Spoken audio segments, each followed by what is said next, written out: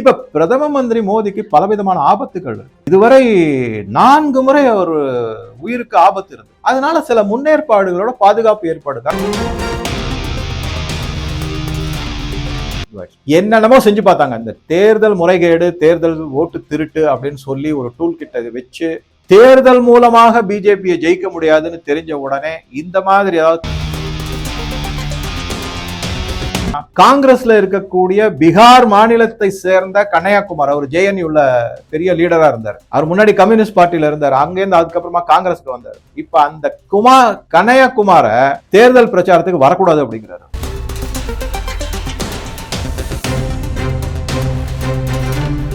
போன வீடியோல பீகார் எலெக்ஷன்ல தேஜஸ்வி யாதவ் அவர் வெளியிட்ட மேனிஃபெஸ்டோவை பத்தியும் சில தகவல்களையும் உங்க கூட ஷேர் பண்ணேன். இப்ப ராகுல் காந்தியை பத்தி நம்ம பார்க்கலாம். பீகார்ல 29ஆம் தேதி அக்டோபர்ல இருந்து ராகுல் காந்தி பிரச்சாரத்துல ரொம்ப தீவிரமா ஈடுபட்டு வந்துட்டு இருக்காரு. போன சில வீடியோகள்ல நான் சொல்லியிருக்கேன். அதாவது இந்த கிரீன் காரிடார் எங்கெங்கெல்லாம் கிரீன் கலர்ல இருக்கோ அங்கெல்லாம் தான் அவர் முக்கியமா பிரச்சாரத்துல ஈடுபடுறாரு. அந்த பச்சை நிறம் யாரை குறிக்கும் அப்படிங்கிறத நம்ம தெளிவா உணர்வோம். இஸ்லாமியர் அதிகம் வாழக்கூடிய பகுதிகளில் தான் அவர் போய் கேம்பெயின்லாம் பண்றாரு.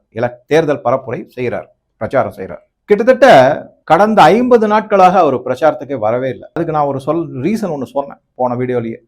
தேஜஸ்வி யாதவ் இந்த ஓட்டு திருட்டு விவகாரத்துல மிக இந்தி கூட்டணி, அதுவும் குறிப்பா ராகுல் காந்தி மிகப்பெரிய மூக்குடைப்பு பட்டார். அதனால நீங்க தயவு செஞ்சு வராதிங்க, மக்கள் சிரிக்கிறாங்க அப்படின்ட்டார். அதனால அவரும் கிட்டத்தட்ட 50 நாளா போகல. இப்பதான் 29 அக்டோபர்ல இருந்து ஆரம்பிச்சிருக்காரு. இவருக்கு ஒரு நாள் முன்னாடி பிரியங்கா வாத்ரா அவருடைய சகோதரி அவங்க தேர்தல் பிரச்சாரத்தில் ஆரம்பிச்சாங்க. அவங்க முன்னிலையில தான் அந்த மகாகட்பந்தனுடைய மேனிஃபெஸ்டோ வெளியிடப்பட்டது. இதெல்லாம் ஒரு பக்கம் இருக்குங்க இல்லையா, இருக்கட்டும். இப்ப முக்கியமா என்னன்னா, தேர்தல் முறைகேடு, ஓட்டு திருட்டு இதை பத்தி எல்லாம் சுப்ரீம் கோர்ட்ல கேஸ் போட்டிருந்தாங்க. அது பிசுபிசுத்து போய் அந்த கேஸ் தள்ளுபடி செஞ்சுட்டாங்க. சுப்ரீம் கோர்ட் என்ன சொல்லிடுச்சுன்னா, இது எலெக்ஷன் கமிஷன் சம்பந்தப்பட்டது, அவங்களுக்கு முழு அதிகாரம் இருக்கு, நீங்க அங்க போய் எல்லாத்தையுமே கேட்டுக்கங்க, இங்க வர வேண்டிய அவசியம் இல்லை அப்படின்னு சொல்லி ஒதுக்கிட்டாங்க. அது வேற மிகப்பெரிய ஒரு என்னென்னமோ செஞ்சு பார்த்தாங்க. இந்த தேர்தல் முறைகேடு, தேர்தல் ஓட்டு திருட்டு அப்படின்னு சொல்லி ஒரு டூல் கிட்ட வச்சு தேர்தல் மூலமாக பிஜேபியை ஜெயிக்க முடியாதுன்னு தெரிஞ்ச உடனே இந்த மாதிரி ஏதாவது தகுதித்தம் பண்ணி மக்கள் கிட்ட பரப்புரை செஞ்சு, தவறான பரப்புரை செய்து மக்கள் அதிருப்திக்கு உள்ளாக்கி தாங்க ஓட்டு வாங்கி ஜெயிச்சிடலான்னு பார்த்தாங்க. அது நடைமுறைக்கு வரல. இந்த ஒரு விரக்தியில தேஜஸ்வி யாதவும் அப்படிதான் இருக்காரு, ராகுல் காந்தி அப்படிதான் இருக்காரு, இந்தி கூட்டணியும் அப்படிதான் இருக்கு. எந்த மாதிரி முன்னெடுப்புகள் இல்ல. முக்கியமா இன்னொரு விஷயம் மட்டும் சொல்லிடுறது, தேஜஸ்வி யாதவ் பொறுத்த வரைக்கும் அவரு தனக்கு போட்டியா யாருமே வரக்கூடாது அப்படிங்கிறார். ஒரு உதாரணத்துக்கு சொல்லணும் அப்படின்னா, காங்கிரஸ்ல இருக்கக்கூடிய பீகார் மாநிலத்தை சேர்ந்த கன்னியாகுமார், அவர் ஜேஎன்யூல பெரிய லீடரா இருந்தார். அவர் முன்னாடி கம்யூனிஸ்ட் பார்ட்டியில இருந்தார். அங்கிருந்து அதுக்கப்புறமா காங்கிரஸ்க்கு வந்தார். இப்ப அந்த கன்னியாகுமார தேர்தல் பிரச்சாரத்துக்கு வரக்கூடாது அப்படிங்கிறாரு தேஜஸ்வி யாதவ். ஏன்னா அவருக்கு அவர் கொஞ்சம் திறமையா மக்கள் கிட்ட பரப்புரைய அப்படியே திரிச்சு மனசை மயக்கிற மாதிரி பேசக்கூடியவர். அதனால தேஜஸ்வி யாதவ் ஸ்ட்ரிக்டா ரூல் போட்டார். அதாவது இந்த ஸ்டார் கேம்பெயினர்னு ஒரு லிஸ்ட் போடுவாங்களா, அதுல குமார் கண்ணையாவோட பேர் கிடையாது. அந்த மாதிரி நினைக்கக்கூடிய ஆள். சோ அவங்களுக்குள்ளேயே பலவிதமான சிக்கல்கள்லாம் இருந்துகிட்டு இருக்கு. நல்ல வேளை அவரை தேஜஸ்வி யாதவ் தான் முதலமைச்சர்னு அறிவிச்சதுனால இந்த மகாகட்பந்தன்ல ஆர்ஜேடியும் காங்கிரஸும் கூட்டணியில இருக்கு. இல்லைன்னா அது அப்பயே பிரிஞ்சிருக்கு. அது ஒரு சந்தேகம் முன்னாடியே வந்தது. அது மாதிரி இருக்கு. சரி, இப்ப ராகுல் காந்தி பிரச்சாரத்துல ஒவ்வொரு இடத்துலயும் என்னென்னலாம் சொல்லியிருக்காரு அப்படிங்கிறது தான் மிக மிக முக்கியமான நமக்கு தேவை. முதல்ல என்ன சொல்லியிருக்காருன்னா, இது முசாஃபர்பூர் பீகார் அந்த இடத்துல நடந்த தேர்தல் பிரச்சாரத்தின் போது சொன்னார். மக்களை பார்த்து சொல்றாரு, நீங்க எல்லாம் உங்க மொபைல் பின்பக்கத்தை திருப்பி பாருங்க, மேட் இன் சைனான்னு இருக்கும். இந்த மோடி அரசுக்கு இந்தியால எது இருக்கிற தொழிற்சாலைகள் எதுவுமே பிடிக்கல, அதை எல்லாத்தையும் மூடுறாரு. இந்தியால எந்த உற்பத்தியும் கிடையாது. உங்களை எல்லாம் சைனாவோட பொருட்களை வாங்க வச்சு இந்தியாவின் பொருளாதாரத்தை வீழ்ச்சி அடைய வைக்கிறாரு. நம்பர் 1. 2வது இங்க இருக்கிற மக்களுக்கு இங்க இருக்கிற தொழிற்சாலைகளை உற்பத்தி வந்தாக்கா அவங்களுக்கு வேலை வாய்ப்பு கிடைக்கும், அதை தடுக்கிறாரு. சைனாவில இருந்து எல்லாத்தையும் இம்போர்ட் பண்றாரு அப்படின்னு ஒரு எல்லாம் சிரிப்பு தான் வரும். மொபைல் மேனுஃபேக்சரிங்க உற்பத்தியை இந்தியாவில் வரவிடாமல் தடுப்பது மோடி அப்படின்னு.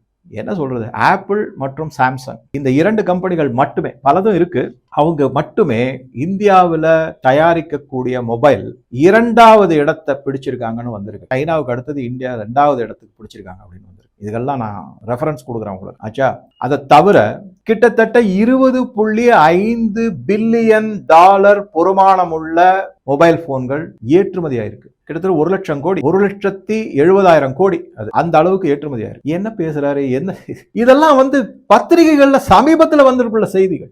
இந்தியாவில தயாரிக்கக்கூடிய மொபைலை உபயோகிப்பவர்கள் கிட்டத்தட்ட 85% வந்துட்டாங்கிறார். 15% இம்போர்ட்டட் மொபைல், பாக்கி எல்லாமே இங்கே உள்நாட்டு தயாரிப்பு, ஆத்ம நிர்பர் பாரத்ல வரும். ஸோ முசாஃபர்பூர்ல இந்த மாதிரி சொல்லிட்டு இவர் சைனாவுக்கு உதவி செய்யறாரு, ஜிஎஸ்டியை போட்டு தாளிக்கிறாரு. ஜிஎஸ்டி குறைச்சது கூட அவருக்கு தெரியல போல இருக்கு. இப்ப 2 ஸ்லாப் தான், ஒன்னு 5%, இன்னொன்னு 18%, அவ்வளவுதான்.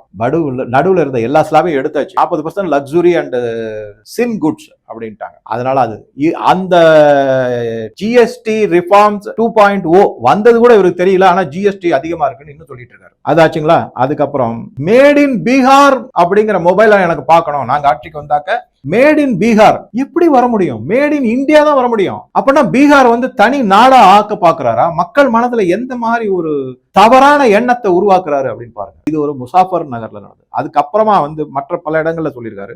அதுல என்ன சொல்லியிருக்காரு அப்படின்னாக்கா, நீங்க மட்டும் மோதிக்கு, மக்கள் கிட்ட சொல்றாரு, நீங்க எல்லாரும் மோதிக்கு நான் ஓட்டு போடுவேன்னு சொல்லுங்க.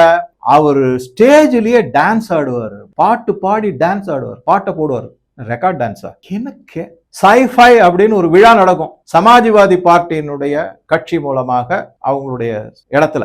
கேவலமா இருக்கும். அதை விட கேவலம், போஜ்பூரி மொழியில தேஜஸ்வி யாதவ் பண்ற அட்டூழியத்தெல்லாம் ஏதோ ஒரு சாதனைன்னு நினைச்சு பல பாடல்கள் பரப்புரை வந்துகிட்டு இருக்கு. ஆனா இவர் என்ன சொல்றாருன்னா, மோடி டான்ஸ் ஆடுவாரு ஸ்டேஜ் மேல அப்படிங்கிறார். ராகுல் காந்தி சொல்லியிருக்காரு. என்ன ஒரு கீழ்த்தரமான விமர்சனம் பாருங்க. சரி, அது போகட்டும். அவமரியாதை மற்றும் கீழ்த்தரமான விமர்சனம். அதுக்கப்புறம் சாத் பூஜா அப்படின்னு, இது மகளிருக்கான வழிபாடு. இங்க எப்படி இந்த வரலட்சுமி நோன்பு அப்படின்லாம் சொல்லுவாங்கல்ல, அது மாதிரி அவங்க நாத்துல இந்த சாத் பூஜா அப்படின்னு ஒன்று, சாத் பூஜா அப்படின்னு ஒன்று நடக்கும். இதுல ஒரு ரொம்ப ரொம்ப முக்கியமான ஒரு ரிலீஜியஸ் ஃபங்க்ஷன், இந்துக்களுக்கு முக்கியமான மதம் சார்ந்த நம்பிக்கை சார்ந்த ஒரு, இவர் சொல்றாரு மோடி அந்த பூஜால கலந்துப்பாரு.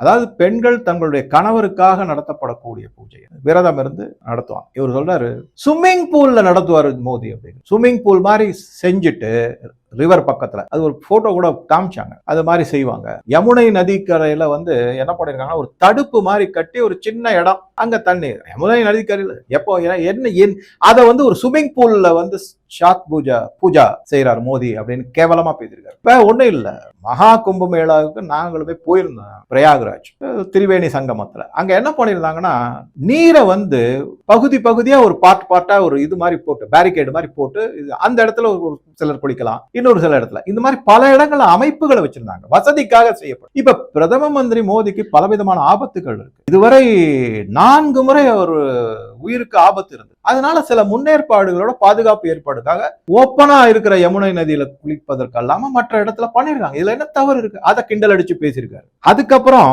இன்னும் ஒரு முக்கியமானது, எனக்கு வியாதியே வராது, ஏன்னா நான் நேரடியாக கடவுளோட கனெக்ஷன்ல இருக்கிறவரு அப்படின்னு மோடியை கிண்டல் பண்ணியிருக்காரு. எந்த மாதிரி ஒரு கீழ்த்தரமான பரப்புரை எல்லாம் இவர் செஞ்சிருக்காரு அப்படின்னு பாத்தீங்கன்னா, ரொம்ப ரொம்ப கேவலமா இருக்கு. இவர் ஒரு தலைவரா இல்ல வேணுமென்றே செய்யறாரா? என்ன பொறுத்த வரைக்கும் அவர் வேணும்னு பண்றாரு. ஏன்னா இது ஒரு டிராமா. நான் பப்பு அப்படின்னு ப்ரொஜெக்ட் பண்றது, எப்படி கிரண் ரிஜிஜு சொன்னாரோ அதை தான் இவர் நடத்திட்டு இருக்காரு. மக்கள் முன்னாடி தான் ஒரு பப்பு அப்படின்ட்டு, ஆனா உள்ளுக்குள்ள செய்யறது எல்லாமே விஷம் அப்படிங்கிறது தான் இவரை பத்தின செய்தி.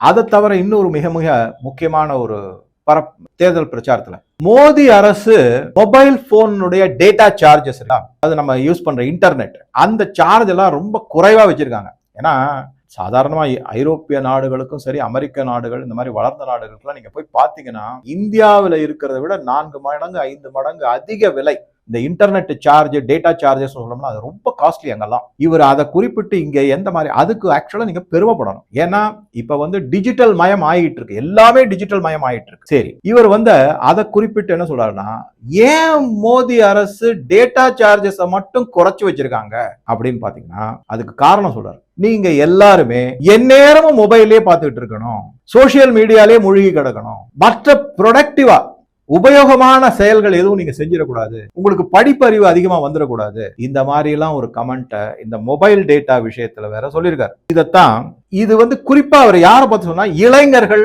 மொபைல்ல மூழ்கி கிடக்காங்க, அதனால அவங்களுடைய திறன் குறைகிறது, அவங்களால அதாவது என்னன்னா ப்ரொடக்டிவிட்டி, அவங்களுடைய கான்ட்ரிபியூஷன் அது எல்லாமே குறைவு, ஒண்ணுமே இல்ல. மோடி அரசு வேண்டுமென்று இளைஞரை தவறாக வழி நடத்துகிறது. எதன் மூலமாக டேட்டா சார்ஜஸ் குறைச்சு வச்சு உங்களை மொபைல் பார்ப்பதற்கு அடிமையாக்கி விட்டார் அப்படிங்கிற மாதிரி சொல்லியிருக்காரு. இந்த ஜெனரேஷன் இசட்டை பத்தி தான் சமீபத்துல பிபிசி ஒரு செய்தியை வெளியிட்டிருந்தாங்க. பைத்தியக்காரத்தனமான செய்தி. இந்தியால மட்டும் இந்த ஜென்சி அப்படிங்கிற அது ஏன் தெருவில் இறங்கி போராடல, அரசுக்கு எதிராக ஏன் போராடல? மற்ற நாடுகள்ல பாருங்க, பங்களாதேஷ பாருங்க, ஸ்ரீலங்காவை பாருங்க, நேபாள பாருங்க, ஜென்சி தெருவில் இறங்கி போராட்டத்தை நடத்துறாங்க. இவங்களுக்கு வேண்டியது ஆக மொத்தம் இந்தியாவில் இந்த ஜெனரேஷன் இசட் இளைஞர்கள் இளைஞிகள் தெருவில் இறங்கி போராடினா அந்த போராட்டத்தை திசை திருப்பி அது உள்ள சமூக அயோக்கியர்களை உள்ள நுழைச்சு அராஜகத்தில் ஈடுபடும். இந்த சமூக விரோதிகள்னால பல விதமான அழிவுகளை உண்டாக்க முடியும், உயிர் சேதத்தை உண்டாக்கும், பொருள் சேதம் உண்டாக்க முடியும். அதை எதிர்பார்க்கிறாங்க இந்த பிபிசி. அந்த மாதிரி ஒரு பதிவு போட்டிருந்தாங்க. அதுக்கு சரியான பதிலடி கொடுக்குற மாதிரி தான் இளைஞர்கள் எல்லாருமே சேர்ந்து என்ன பண்ணாங்கன்னா ஒரு கேம்பெயின் மாதிரி பண்ணாங்க. நீங்க நம்ப மாட்டீங்க, இளைஞர்கள்லாம் பகவத்கீதாவை மக்களுக்கு, இளைஞர்களுக்கு குறிப்பா இலவசமா கொடுக்கும்போது அதை நான் அந்த ஒரு வீடியோ பார்த்தேன். நம்பவே மாட்டீங்க. நான் கூட நினைச்சேன் எல்லாம் நிறைய பேர் வேணான்ட்டு எல்லாம் வேணாங்க அப்படின்னு சொல்லுவாங்கன்னு. நிறைய பேர் வாங்கிக்கிட்டாங்க. வாங்குறதோட இல்ல, அதை தொட்டு புனிதமானதுன்னு தொட்டு கண்ணுல ஒத்திக்கிட்டு செருப்பை கழட்டி வச்சுட்டு வாங்குறாங்க. அந்த வீடியோ பார்த்தேன். அந்த மாதிரி போயிட்டு இருக்கு இந்தியாவில் இருக்கக்கூடிய இளைஞர்களுடைய நடவடிக்கைகள், முன்னெடுப்புகள். அவங்களுக்கு வேலை முக்கியம், வாழ்க்கையில முன்னேற வேண்டிய குறிக்கோள்ல இருக்காங்க. இவரை மாதிரி இல்ல. ராகுல் காந்தி வேணா வேலை வெட்டி இல்லாம வெளிநாடா சுத்திக்கிட்டு இருப்பாரு, அவருக்கு யாரோ ஸ்பான்சர் பண்ணிட்டு இருக்காங்க, பணம் கொடுத்துட்டு இருப்பாங்க. இந்த மாதிரி சொல்லியிருக்காரு அவர். அடுத்ததான் நம்ம எதை பார்க்கிறோம் அப்படின்னா, இன்னொரு முக்கியமான தேர்தல் பிரச்சாரத்துல, இதுவும் தேர்தல் பிரச்சாரத்துல சொன்னதுதான். அது என்ன அப்படின்னு பார்த்தோம்னா, ட்ரம்ப் உதவிக்கு அழைச்சிருக்காரு. என்ன காரணம் அப்படிங்கிறத இது கொஞ்சம் அப்படியே உன்னிப்பா கவனிச்சுட்டே வாங்களேன். எந்த மாதிரி ஒரு முன்னெடுப்பு செஞ்சு பாரத பிரதமருக்கு இன்னைக்கு தேதியில உலகளாவில் நம்பர் 1 லீடர் அப்படிங்கிற பொசிஷன்ல இருக்காரு. 78% அவர் மக்கள் வாக்களிச்சு அவர் தான் உலகத்தில் நம்பர் 1 தலைவராக பார்க்கப்படுகிறார். ட்ரம்ப் எல்லாம் எங்கேயோ இருக்காரு, 8வது இடத்துல 10வது இடத்துல இருக்காரு. அவ்வளவு கேவலமான இடத்துல இருக்காரு. ஒரு உறுதியான தலைவர், நாட்டுப்பற்று உள்ள தலைவர், நாட்டுக்காக மற்ற நாடுகளோட பேச்சுவார்த்தைகள் நடத்தும் போது தன்னுடைய நாட்டு நலன்களை விட்டு கொடுக்காத ஒரு தலைவர். அந்த உறுதியான ஒரு நம்பிக்கை, அந்த ஒரு இமேஜ் இருக்கு இல்லையா, அதை உடைக்கணும். அதை உடைக்கிறதுக்காகத்தான் ட்ரம்ப் பல முன்னெடுப்புகளை செஞ்சுக்கிட்டு இருக்காரு. அதன் பின்புலத்துல சிஐஏ இருக்கு, டீப் ஸ்டேட் இருக்கு, எல்லாத்தையுமே நம்ம பார்த்தோம். அந்த அதானியினுடைய கேஸ் கூட அப்படிதான் பார்த்தோம். நம்ம மோடி தான் டார்கெட், அதானி கிடையாது அப்படின்னு நான் சொல்லியிருந்தாங்க. அதான் திருப்பி செய்யறாங்க. வாஷிங்டன் போஸ்ட், ஜெஃப் பெசோஸ், இவங்க எல்லாம் செய்யறது. இப்ப ட்ரம்ப் என்ன பண்ணிட்டு இருக்காரு அப்படின்னா, மோடி எங்கூட போன் பண்ணி பேசினார். நான் அவர்கிட்ட சொன்னேன், நீ ரஷ்யால இருந்து வாங்குற ஆயில நீ குறைக்கணும், அறவே நிறுத்தணும், அப்பதான் நான் டாரிஃப் பத்தி பேசுவேன், வர்த்தகத்தை பத்தி பேசுவேன். மோடி உடனே சரி நான் அதையே செய்யறேன் அப்படின்னு சொல்லிட்டாரு. அப்ப என்ன ஆகுது, ட்ரம்ப் சொல்லி மோடி கேட்கிறாரு. அவருக்குன்னு தனித்துவம் கிடையாது, திறமை கிடையாது. அந்த இமேஜ் உடைக்கணும். நாட்டுக்கு குறைவான விலை. இன்னைக்கு என்ன ஆயிடுச்சு அப்படின்னா, $60 கீழே போயிடுச்சு பிரெண்ட் க்ரூட் ஆயில். என்னென்னமோ பண்ணி செஞ்சு பார்த்தாங்க அமெரிக்கா, விலையை ஏத்தி மேல தங்களுடைய ஆயில விற்கணும்னு. நடக்கல. அதுதான் முக்கியமானது. ஈரானோட நம்ம ஆயில் வாங்குறோம், வெனிசுவேலால வாங்குறோம், ரஷ்யால வாங்குறோம், எல்லாமே $60 கீழே போயிடுச்சு. தயவு செஞ்சு இந்த உடனே சார் $60 கீழே போயிடுச்சு, ஆனா பெட்ரோல் விலை ஏன் குறைக்கல, தயவு செஞ்சு கேட்காதீங்க. அது வேற விதமா போயிட்டு இருக்கு. நாட்டினுடைய பாதுகாப்புக்கு மிகப்பெரிய அளவுல கொடுக்கப்படுது. 80 கோடி மக்களுக்கு இலவசமாக அரிசி வழங்கப்படுது ரேஷன்ல. 5% வந்துருச்சு பிலோ பாவர்ட்டி மக்கள் தொகை. உலகத்துல எங்கேயுமே இல்ல. நம்ம அதெல்லாம் யோசிக்கணும். உடனே ஏன் பெட்ரோல் விலையை குறைக்கல, தயவு செஞ்சு புரிஞ்சுக்கோங்க. இவங்க பெட்ரோல் விலையை வச்சிருக்கிறது, குறைந்த விலையில வாங்கி இந்த விலைக்கு விற்கிறது ஏதோ அந்த பணத்தை திருடி எடுத்து தன்னுடைய சொந்த அக்கௌண்ட்ல போடுறதுக்கு கிடையாது. நாட்டினுடைய வளர்ச்சி திட்டங்களுக்காக உபயோகப்படுத்தக்கூடியது. ஒரு ஊழல் இன்னி வரைக்கும் நீங்க சொல்ல முடியாது. நம்ம கொஞ்சம் பொறுத்துக்கணும். நான் அதனாலதான் போன வீடியோல சொன்னேன், இஸ்லாமியர்களோ கிறிஸ்துவர்களோ யாருமே பெட்ரோல் விலை ஏன் குறைக்கலன்னு தெருவில் இறங்கி போராடவே மாட்டாங்க. சிஏஏக்காக போராடுவாங்க, என்ஆர்சிக்கு போராடுவாங்க, வக்ஃப் போர்டுக்காக போராடுவாங்க. தயவு செஞ்சு புரிஞ்சுக்கோங்க. நாம ஆனா எதுக்கு போராடுவோம்னா, பெட்ரோல் விலையை குறை, கொஞ்சம் நம்ம நாட்டுக்காக. அதே அவங்க திருடுகிற கூட்டமா இருந்ததுன்னா நான் முதல் ஆளா இருப்பேன் விமர்சனம் வைக்கிறது. அதை தயவு செஞ்சு புரிஞ்சுக்கோங்க ப்ளீஸ். என்னுடைய தாழ்மையான வேண்டுகோள் அது. சரி, அடுத்ததா பாருங்க. ஆனா ட்ரம்புக்கு வாழ்த்து செய்தி மட்டும் மோடி அனுப்பிக்கிட்டே இருக்காரு. அதனுடைய அர்த்தம் என்ன? நான் என்றுமே உங்களுக்கு அடிபணிந்தவன் தான், உங்களை மீறி நான் எதுவும் செயல்பட மாட்டேன்னு ஒரு இமேஜ். அதுக்கு உடைக்கணும். அதுக்கப்புறம் நிதி அமைச்சருடைய அமெரிக்காவுக்கு செல்லக்கூடிய ஒரு விசிட், அதை தடுத்து நிறுத்திட்டாரு மோடி. அமெரிக்காவுக்கு ஸ்ட்ராங்கா உறுதியா நின்னாங்க, மோடி தோத்து போயிட்டாரு அப்படிங்கிற. அதுக்கப்புறம் இந்த இஸ்ரேல்ல நடந்த போர் இருக்கு இல்லைங்களா, நிறுத்தம், இஸ்ரேல் அமாஸ், அதை வந்து ஷாம் ஏல் ஷேக் அப்படின்னுவாங்க. அதை பத்தி தனியா வீடியோ எல்லாம் பாயிண்ட்ல எடுத்து வச்சு நான் சொல்றேன், உங்க கூட ஷேர் பண்றேன். அதுக்கு போவதை தடுத்து விட்டாருன்னு அதுக்கு காரணங்கள் இருக்கு, அந்த வீடியோல நான் தெளிவா சொல்றேன். ஆபரேஷன் சிந்தூர்ல நான் தான் அமைதியை கொண்டு வந்தேன், போர் நிறுத்தத்தை கொண்டு வந்தேன்னு சொல்றதுக்கு இன்னி வரைக்கும் மோடி அவர்கள் மறுப்பு தெரிவிக்கல அப்படின்னு. அந்த மாதிரி ஒரு நிகழ்வே நடக்காத போது எப்படி மறுப்பு தெரிவிக்க முடியும்? ஐயா, அந்த மாதிரி ஒரு ஊரே இல்லைன்னா இல்ல நீங்க எனக்கு வழி சொல்லுங்கிற மாதிரி இருக்குது. அந்த மாதிரி என்ன செய்யறாரு அப்படின்னா, மோடி வந்து அடிபணிந்து விட்டார், ட்ரம்ப் வந்து இவரை அடக்கி வச்சுட்டாரு, இவருக்கு எந்த விதமான தகுதியும் இல்ல, இமேஜ உடைக்கணும். ஒரு உறுதியான தலைவர், ஒரு நாட்டுப்பற்றுள்ள தலைவர், இதை எல்லாத்தையுமே உடைச்சு எரிஞ்சிட்டோம்னா மக்கள் மனசுல சந்தேகத்தை விதைச்சுக்கிட்டே வந்தோம்னா, மீண்டும் மீண்டும் மீண்டும் சந்தேகத்தை விதைச்சோம்னா, அந்த மக்கள் ஒரு காலகட்டத்துல ஒருவேளை மோடி ராகுல் காந்தி சொல்ற மாதிரி தான் இருக்குமோ, மோடி தவறானவரோ அப்படின்னு வந்ததுன்னா ஆட்சி மாற்றம் ஈஸியா நடந்துடலாம். அதுக்கான முன்னெடுப்புகள் தான் இப்படித்தான் பரப்புரை. ஆக மொத்தம் திருப்பி நான் சொல்றேன், இந்த ராகுல் காந்தி பப்பு கிடையாது.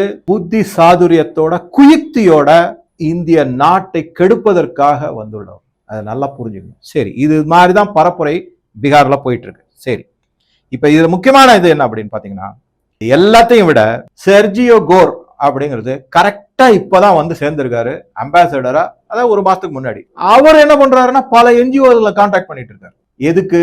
பீகார் எலெக்ஷன்ல எப்படியாவது பாஜகவை தோற்கடிக்க, என்டிஏ கூட்டணியை தோற்கடிக்கும். பீகார்ல தோத்துட்டாங்கன்னா இது உலக அளவுல பேசப்படும். இது உலக அளவுல பேசப்பட்டு வெகு விரைவாக இந்திய நாட்டுக்குள்ள குழப்பங்களை விளைவித்து சிவில் அன்ரெஸ்ட் கொண்டு வரப்படும். தெருவில் இறங்கி போராட்டங்கள், அராஜகங்கள், போராட்டம் இல்ல அராஜகங்கள் நடத்தப்படும். பல பொருள் சேதங்கள், உயிர் சேதங்கள் எல்லாத்தையும் கொண்டு வரப்படும். வேண்டுமென்றே, அதாவது இந்த சொல்லிட்டே இருக்காருல, நான் கேரசின் தெளிச்சிருக்கேன், அது எல்லாம் வரும். இதுதான் மிக மிக முக்கியமானது. இப்ப இந்த இடத்துலதான் அந்த தலைமை நீதிபதி BR கவை மேல ஷூவை வீசி எரிஞ்சாங்க இல்லையா, அதை வந்து ஒரு சின்ன இது பார்த்துருவோம். எப்படி நாம் பல வீடியோல சொல்லிட்டேன், இஸ்லாமியர்கள் மற்றும் கிறிஸ்தவர்கள் ஓட்டு இந்தி கூட்டணிக்கு 99.9% கண்டிப்பாக உண்டு. அதை பத்தி கவலைப்பட வேண்டாம், அவங்க கவலைப்பட போறது. அதே மாதிரி இவங்களுக்கு கிடைக்காது. அப்பதான் நீங்க நினைக்கலாம், சார் அப்ப பாஜக மத்தியில பல நலத்திட்டங்களை அறிவிச்சிருக்காங்களே, அவங்களுக்குள்ள கொடுக்குறாங்கன்னா தெரியாதுன்னு நினைக்கிறீங்களா? அவங்களுக்கு நலத்திட்டங்கள் போகும், ஆனா அவங்க ஓட்டு போட மாட்டாங்கன்றது தெரியாதா? கிடையாது, தெரியும், நல்லா தெரியும். தெரிஞ்சதுதான் வழி கிடையாது. ஏன்னா இந்துக்களுக்கும் அந்த பெனிஃபிட் போகுது, அதனால அதுக்கு அவங்களுக்கும் கொடுத்து தான் ஆகணும். அரசியல் அமைப்பு சட்டத்துல இவங்களுக்கு கொடுக்கலாம், அவங்களுக்கு கொடுக்க கூடாதுன்னு அந்த மாதிரி சட்டம் கிடையாது. பல நலத்திட்டங்கள்லாம் எல்லாருக்கும் ஒன்னா தான் இருக்கும். அதுதான். சரி, இப்ப என்ன பத்தி சொல்ல வரேன்னா, எப்படி இவங்களுக்கு இஸ்லாமியர் மற்றும் கிறிஸ்தவர்கள் ஓட்டு 99% கிடைச்சதுன்னு சொல்றணும். யாருடைய ஓட்டு கிடைக்கணும் குறைவாக இருந்து அதை அதிகப்படுத்தி வெற்றி பெறுவதற்கு அப்படின்னா இந்துக்கள் ஓட்டு. இப்ப இந்துக்கள் ஓட்டு வந்து கொஞ்சம் கொஞ்சமா கன்சாலிடேட் ஆகி, தமிழ்நாட்டிலே இதான் நிலைமை, இந்துக்கள் ஓட்டு கன்சாலிடேட் ஆகிக்கிட்டு வருது. தயவு செஞ்சு புரிஞ்சுக்கோங்க. அப்ப என்ன ஆகும்? அவங்கள பிளவுபடுத்தணும். அதனாலதான் இந்த ஷூ. சரி, இப்ப பாருங்களேன், ஷூவை தூக்கி எரிஞ்சார் ஒரு லாயர். இப்ப யாரு மேல எரியப்பட்டதுன்னா அவர் ஒரு நியோ புத்திஸ்ட். புரிஞ்சுக்கோங்க, யாரு எரிந்தார் அப்படின்னா அவர் வந்து ஒரு தலித் ஹிந்து அப்படிங்கிறது. ஆனா பரப்புரை செய்யப்பட்டு யார கடுமையான தாக்குதலுக்கு உண்டாக்கப்பட்டார்கள் அப்படின்னு பாத்தீங்கன்னா, பிராமின்ஸ், அப்பர் காஸ்ட் ஹிந்து, அப்புறம் ஹிந்துயிசம், சனாதனர்கள், இதைத்தான் வந்து டார்கெட் பண்ணி அவதூறு பரப்பிக்கிட்டு இருக்காங்க, கடுமையாக சாடி கொண்டு இருக்காங்க. அவங்க 2 பேரும் விட்டுட்டாங்க. அப்ப என்ன ஆகுதுன்னு நீங்க பாத்தீங்கன்னா, ஓவைசி சொன்ன மாதிரி தலித்துக்களும் இஸ்லாமியர்கள் தான் அப்படிங்கிறாரு அவரு. ஆக அதை ஒன்றிணைக்கிறாங்க. தலித் மற்றும் இஸ்லாமியர்கள் அவங்கள ஒன்றிணைத்திட்டோம்னா ஓட்டை வாங்கிடலாம், ஜெயிச்சிடலாம். அதே மாதிரி தலித் துணை முதல்வர், இஸ்லாமிய துணை முதல்வர் இப்போதைக்கு சொல்லிட்டோம்னா அவங்க ஓட்டு நமக்கு வந்துடும். ஜெயிச்சதுக்கு அப்புறம் பாத்துக்கலாம், இப்ப பண்றேன் அப்ப பண்றேன்னு சொல்லி அந்த தலித் தலைவர்கள் இருப்பாங்க இல்லையா, அவங்களை கவனிக்க வேண்டிய விதத்துல பணமோ இதுவோ ஏதோ பெனிஃபிட் எல்லாம் கொடுத்துட்டோம்னா அந்த தலைவர்களும் வாய் மூடிடுவாங்க. எல்லாம் இங்க தமிழ்நாட்டுல அது மாதிரிதான் நடந்துகிட்டு இருக்கு. அந்த இன மக்களுக்காக என்ன செஞ்சிருக்காங்க, ஒரு காணொளி பார்த்தாங்க. அவங்க சொல்றாங்க, ஒரு தலித் தலைவர் எப்ப பார்த்தாலும் மற்ற ஜாதிக்காரர்ல கட்டிக்கங்க அப்படிங்கிறார். அந்த அம்மா கேக்குறாங்க, உன் ஜாதியில இருக்கிற ஆண்கள் எல்லாம் மற்ற ஜாதி பெண்களை கல்யாணம் பண்ணிக்கிட்டா உன் ஜாதியில இருக்கிற பெண்களை எவன்டா கட்டுவான் அப்படின்னு கேக்குறாங்க. அருமையான கேள்வி. என்ன அட்வைஸ் கொடுக்குற, என்ன பரப்புரை செய்யற நீ அப்படின்னு திட்டுறாங்க அந்த அம்மா. அந்த ஜாதியை சேர்ந்தவங்க, தலித் இனத்தை சேர்ந்தவங்க தான் அந்த அம்மா. எனக்கு அப்போ உரைச்சுது. எனக்கு கூட தோணல, சாதாரண பெண்மணிக்கு இது தோணி இருக்கு பாருங்க. நம்ம பெண்மணிகள்லாம் என்ன ஆவாங்க அப்படின்னு கேக்குறாங்க. கல்யாணம் ஆக கைமண்ணா இருப்பாங்களா அப்படின்லாம் கேட்கறாங்க அவங்க. ஆனா அந்த ஜாதி தலைவர் என்ன, தனக்கு வர வேண்டிய பெனிஃபிட் எல்லாத்தையும் எடுத்துக்கிட்டு தன் இன மக்களை விட்டுட்டாரு. இப்ப அந்த தலித் தலைவருடைய கட்சியும் கட்சியை சார்ந்தவங்களும் மிகப்பெரிய ஒரு அராஜகத்துல ஈடுபட்டு இருக்காங்க தமிழ்நாட்டுல. அதை பத்தி இன்னொரு வீடியோல நான் உங்க கூட இன்னும் கொஞ்சம் தெளிவா ஷேர் பண்றேன். ஸோ இந்த மாதிரி பல அமெரிக்காவினுடைய கைக்கூலி, அந்த அம்பாசடர் வேற என்ஜிஓஸ் எல்லாம் கூப்பிட்டு பரப்புரை எல்லாம் செய்யன்றாரு, சோசியல் மீடியால போட்டு தாக்குறாங்க, என்னென்னமோ சொல்லி பாக்குறாங்க. நிதிஷ்குமார் முதலமைச்சராக வரமாட்டார் அப்படின்றாங்க. தெளிவா சொல்லியாச்சு, அவர் தான் முதலமைச்சர். அப்புறம் என்ன பொய்யுரை. என்ன பொறுத்த வரைக்கும் ராகுல் காந்தி தான் என்டிஏ கூட்டணிக்கு சிறந்த தேர்தல் பிரச்சாரகர். என்டிஏவை பதவியில் அமர்த்தாம ராகுல் காந்தி ஓய மாட்டார். ஏன்னா அவ்வளவு கீழ்த்தரமான விமர்சனங்கள் மோடி மேல, அவ்வளவு கேவலமான பரப்புரைகள் மக்கள் மத்தியில, ஓப்பன் லை, ஒயிட் லை அப்படின்னு அந்த மாதிரி சொல்லிட்டு இருக்காரு. எல்லா தரவுகள் இருக்கு, ஆனா போய் சொல்லிட்டு இருக்காரு. ஆக மொத்தம் அவருடைய குறிக்கோள் என்டிஏ. இன்னொரு தோல்வி. இதுவரைக்கும் கிட்டத்தட்ட 90 முறை அவர் சந்திச்ச தேர்தலில் தோற்றிருக்காரு. அவர் நடத்தின தேர்தல் தலைமை ஏற்று நடத்தினார். இப்ப இது 91வதா இருக்கும்னு நினைக்கிறேன். ஸோ உங்க கருத்துக்களை பதிவிடவும் நன்றி.